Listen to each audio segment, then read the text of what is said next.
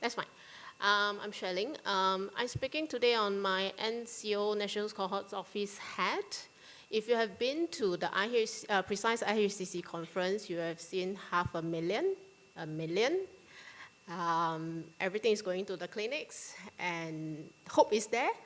But my talk will sort of bring you down to earth a little. So what we have seen last week are what we call in academia aspirant, I think. But they had a huge amount of time, effort spent building that infrastructure in order to see the fantastic talks that we have seen last week. So I'm going to bring you down to earth for 20 minutes to see the infrastructure that we have here and what we're going to do to help alleviate some of the sharing issues and help make this sharing a bit more open to people here and people outside of Singapore. So basic understanding, there's a lot of cohorts, biobanks, cross-sectional studies, If you ask the traditional epidemiologist, they will tell you that a cohort starts when you recruit people from the community, general community, no major outcomes, and you follow them through time. And when you follow them through time, you can then identify factors that leads to them having developed the disease. So this is a traditional population cohort design. You can, because you don't have quite a fixed outcome in mind, you could, right? For example, there are people in SERI who studies eye outcomes. So they had a targeted eye outcomes in mind, and they will collect a lot more images, for example. In general, for cohorts, you have broad outcomes, and the most common one is cardiometabolic, which is highly prevalent in most populations. And when you follow them long enough, you get cancer. So it's a function of time investment that comes in here. I've also seen people talk about the 3 types of data that they collect. The talking data, which means it's the data that you collect on the questionnaire. I tell you what I know based on the information given. The tissue data, which is everything that you can take from the body and store. And then now we have the tracking data, which is the ones that you wear on your wrist. Okay, so these are the primary types of data that we collect. This is the most classic cohort study that has just celebrated 75 years anniversary. They started with the intention of looking at cardiovascular risk, and notice that even though they bank biospecimens, and they bank biospecimens to begin with, the genomics came later as the technology comes in place, and that allows them to further develop their traditional epi questions to include all the molecular questions they can ask. And it's also supported very much by a huge community of academics in Boston U, who works on this to get continuous funding for the Framingham Heart Study. Then there's also what we call disease cohorts, right? So you come in with a certain outcome in mind. So you're already not very happy. And then this is usually what you get in the doctor's clinics or a more high-risk group. What leads to worse outcome? For example, all the complications that you can get from diabetes. And similarly, it's just a different time in the person's life to predict what will happen a couple of years later. Again, talking, tissue, tracking data, as we have seen with RESET, are all part of the collection. This is what we saw, one of the more disease-oriented cohorts, which they started with eGFRs below a certain level, which means that their kidneys are somewhat not performing as well. And so the aim of it is to do continuous monitoring of the risk of complications. And this was a letter that was sent to the community. They were on their 5th visit. Okay? So this is an example where the incoming participants at the primary baseline is already sort of having some disease phenotype that has some manifestation. And then they are following them through time to see how bad they get. So a very quick distinction between cohorts and biobanks. Cohorts traditionally is an epidemiological research design, and then you are observed over time to track your natural progression. In the olden days, we don't have a computer, so you revisit them, right? Do you have diabetes now, right? In the 1940s, 1950s, that's the traditional design. Nowadays, with linkages, it's evolved to biobanks where you start by collecting biospecimens. You start biospecimens, and you don't necessarily need to follow them another time. You can then make use of information collected from registries, medical records to know what has happened to them, say 5 years down the road. You can also use some of the mechanisms to then share these resources, these biospecimens, to develop embedded studies, right? So like what UK Biobank has done, they don't necessarily call back all 500,000. What they do is they do focused, targeted, sub-nested case, cohort study, whatever you call it, just nested within it. The biobanks itself, with some definitions that we found from biobanking, they actually are a legal entity, and they should have governance and framework for third-party sharing. And in the Singapore context, you're called tissue bank. It's equivalent to when we have HBRA, tissue banking. You're supposed to have tissue banking activities. You're supposed to be registered under an entity to be a tissue bank. You're supposed to have governance to collect the samples for this purpose of sharing. So this is between, say, the difference between a cohort and, say, a biobank. And now we see a lot more biobanks than traditional cohort setting, because cohorts, to follow them up, the attrition rate is actually quite high. So this is what I've said previously: olden days, hard copy paper, triple data entry, the need for follow-up to find out what has happened to them, issues of recalling. They recall wrong things, in the forms. Is all sort of the misclassification that you get when you ask people what they ate 2 days ago. Then you have we have all the electronic forms versions. Now everything is collected electronically, and consent forms are also collected electronically. And then you can link electronic records across records, right? So less room for error. There will still be misclassification. And then now what we have are all the tracking data, which now increases the signal to noise ratio. You have a lot of data. How are you going to analyze it? Right, that's the next question that comes in. So with the tracking information, that dimension, how are you going to actually integrate all the information such that it gives you helpful information of that person's activity? The other thing to emphasize about this sort of, we call infrastructure, right? Without data, there's nothing to talk about. Without biospecimens, you can't generate new data. So I use this to illustrate, to a cohort custodian or to somebody who sets up a cohort, this is their pyramid of preciousness. The data that is generated should be open to share, after a certain exclusivity period or after they've done their collection of primary aims. The biospecimens you bank, it costs money. If it doesn't get generated into data, it's white elephant, and it costs a lot of money. Electricity and banking and inventory. So if it doesn't get into data, it's just not going to be useful to be banked, and beyond a certain period of time, it becomes irrelevant.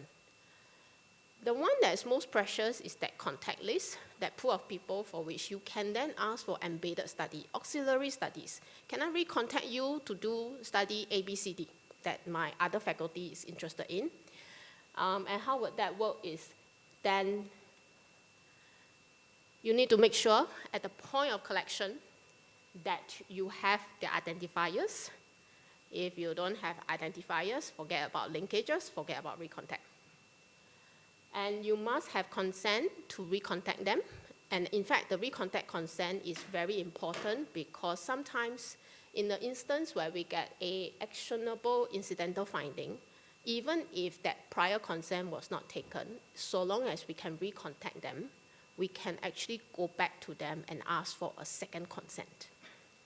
So that consent is the most important one. There should be also consent for data linkages. That's one of the ones that is now very important and now embedded in all the institutional review board as essential consent.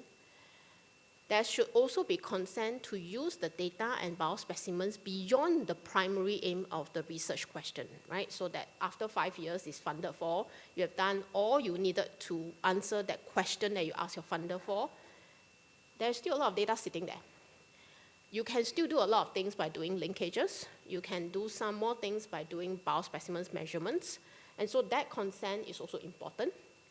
And in order for you to use it and other people to use it, you must also have the consent to share. Okay? So these are what is sort of given in standard consent forms to participants, which is like a 10-page participant information sheet and then a 1-page, yes, I do.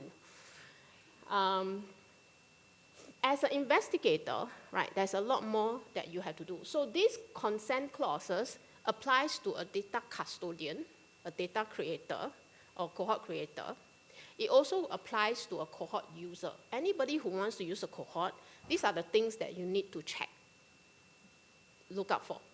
If any of these are not there, then it likely means that there's no prior consent taken for this.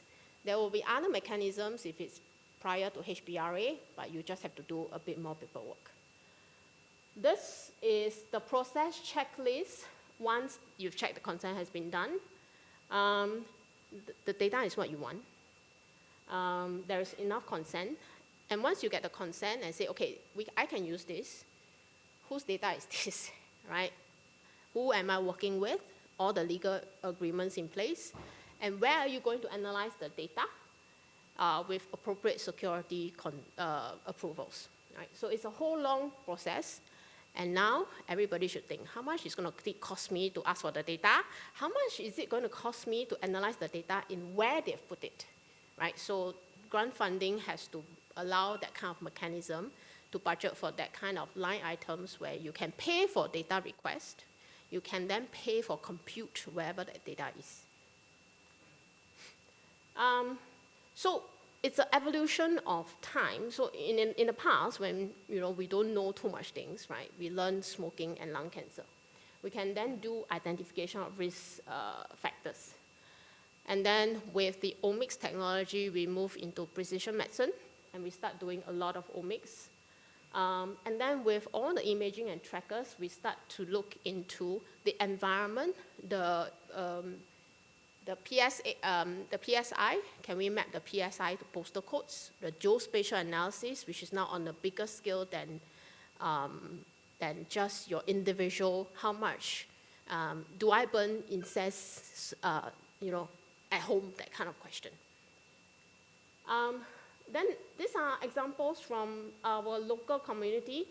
We do have all our risk factors identification because when they identify them in Europeans, we know the basic biology is going to be the same. We just have to ask the question, right? Is it going to be more or less in specific groups in our population? And then we also have embarked on precision medicine. And the other one are the imagings that has been collected. DEXA retinal images is one of the ones that have applied advanced technology to look at how the eye can tell you about your health. So in short, right, cohort biobanks, they're all very heavily used infrastructure for a lot of different questions.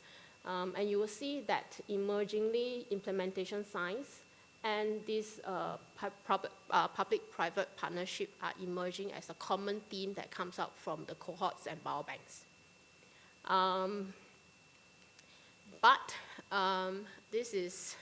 It takes a very long time to run this. So besides running NCO, I also run the cohorts in School of Public Health. You may know them as multi-ethnic cohort. They started 2004, so that's why I know it was hard copy paper triple data entry at that point in time. Until the point where now we do collect some accelerometers and images. We've evolved over time. But it also takes a lot of time to build up. Right? When you collect it, it's ongoing. The system is open. Your data is coming in every time, right? How do you clean and make sure that it's usable? And then at the end of it, there's a lot of questions, right? How do we give the people who built this enough credit and yet open it for future use?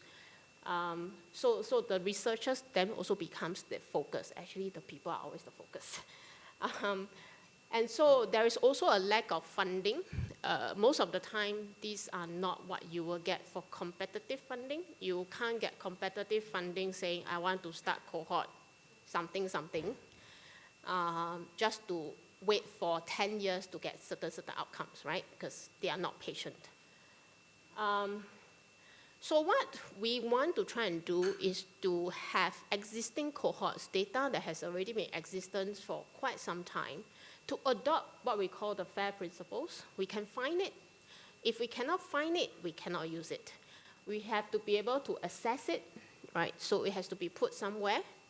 We have to see whether many of these can interoperate. So for example, the multi-ethnic cohort and the I cohorts have been quite interoperable in terms of the metabolic traits because the PIs decided that we should include this basic set of biomarkers from the beginning.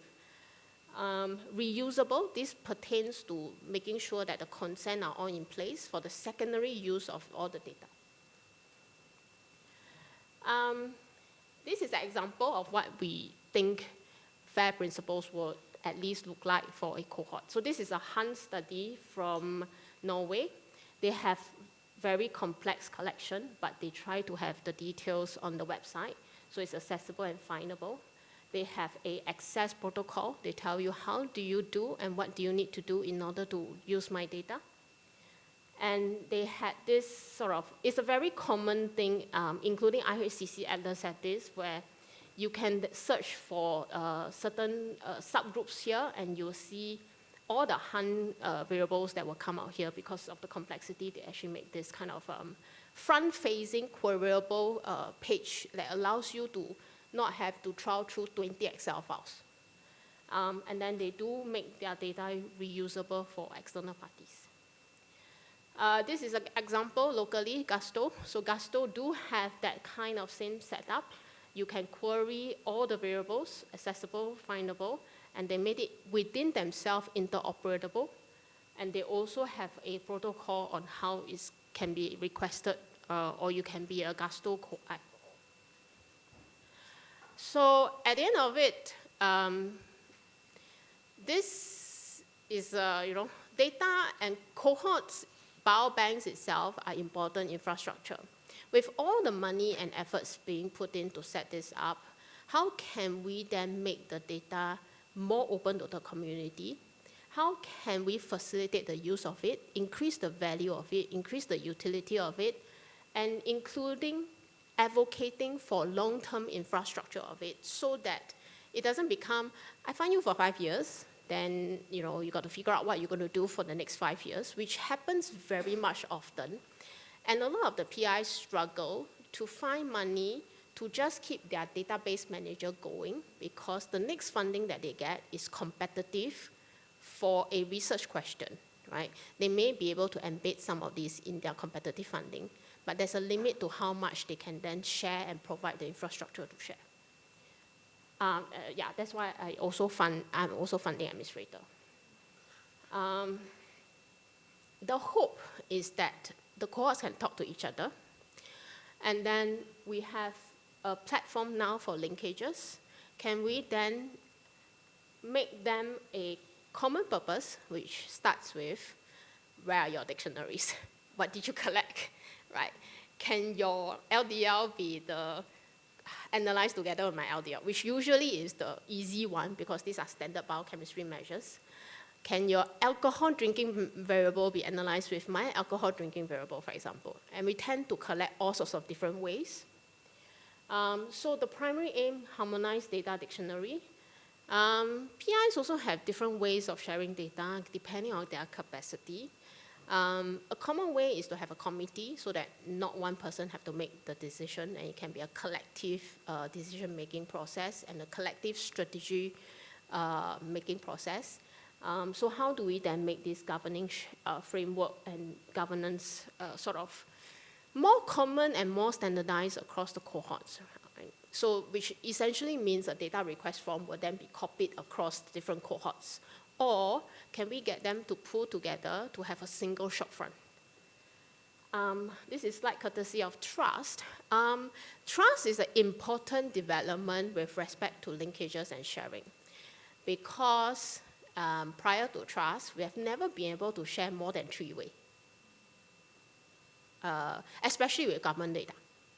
So if I want to link to National Disease Registry Office, and then I want to link to, say, a hospital records, the question I'll ask is, who's going to be the one holding my NRIC?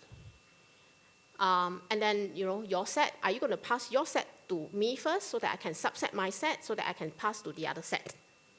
There is this, difficulty in terms of the sharing. Trust is able to help us do that. So that's a very important development to enable the sharing of this in that safe world and for public good. So actually NCO has been in function for 2.5 years. And we first started off by doing a RFP, request for proposal for cohorts competitively. And then we had a selection, we shortlisted 4. We make them come together. And then we had a process for refinement of their proposal. And now these are the 4 that we have funded. And the goal is that they have to be the ones to start helping to get that first harmonized data dictionary out. And then we continue to build on so that hopefully it becomes a question bank for everybody. You're not going to ask your ethnicity 10,000 ways. There's only one way to ask it. And so they also have the goal to do something like this. You used to have to go 4 other people just to get data sets. Can we then get them to put it together? Can we get them to have a common access framework? And then if we can, if you remember the portal that Gusto have and Hunt have, is it something that we would then build it up? Because once you can put, sort of the question, okay, we start with questionnaire, right? We start with just the dictionary. The dictionary should not be very invasive. It's not even data, right? That should be very open and shareable. And can we then use that to link to trust, right? So this is the aspirant model that we are hoping that the funded cohorts will start us off doing. And we have been continuing to support other work on multiple fronts. So we now have a website. So besides, doing all the funding work, we went to talk to a few other cohorts that we know of, and we have asked for their permission to get their cohorts' basic information to a single page, so that when people ask, is there somewhere where you can see what are the major cohorts in Singapore? There's actually some place to signpost them to. Not very sophisticated, but it's the beginning of a listing. We also, through that process of asking them for permission, we spoke to them. What are their issues? What are their challenges? What is the uniqueness of their cohorts? How different they are? Are they bigger, smaller? The bigger cohorts collect less information. The smaller cohorts tend to collect a lot more in depth, right? But they do have different use for different questions. We also are looking into some of these tools. I constantly get, okay, AI can help you do every single thing, but actually cannot. Because at the end of it, right, it's faster if you just sit 2 people down with the Excel file and say, okay, this can map, this cannot map. I think some of these, depending on whether we have that if we have that question bank, then AI probably can come in. But if we don't have that question bank, then we got to start pulling that question bank together. And also, we are also further thinking about supporting more use cases. As many of you know, linkage to trust will now be on a chargeable basis and for compute and stuff, right? How can we then, as a funder, help with some of these things, but with terms and conditions attached, obviously? In the process, can you use sort of use cases to then clean your pipes, right? Nothing is free.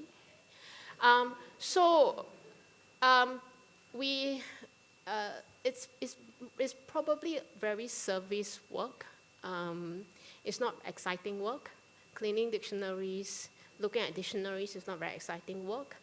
And sometimes you don't realize there's overlap until you look at it. Sometimes it could be a missed opportunity. But we found that it's easier to incentivize people to start looking at it with something that are interested in, right? That first chunk that everybody is interested in, we start with that, and then after that, we can then pull in the other chunks to build up the pool. It's a simple mission because cohorts are important, or biobanks, right? Whichever it is now, it can evolve through time. They provide hard evidence in terms of health and human trajectory. So without the participants, without this core infrastructure and the data and the biospecimens, I don't think that a lot of these things can be done. But they need to be maintained, or that they may need some other funding mechanism that doesn't make everybody's life so difficult. So that's why it's a simple mission. We just sort of want to increase the utility if it hasn't been used much, and through doing that, can we then increase the value? So that's so it's just a simple thing on the website. So you now do have a listing of this is what the brief study, for example, looks like, and then they do have a website, and they have some contact information that's available. I think we have about 14 on the list. We are going to reach out to the course that we've missed, and continue to build up some of these, simple things to get started with. And that's all I have. Thanks.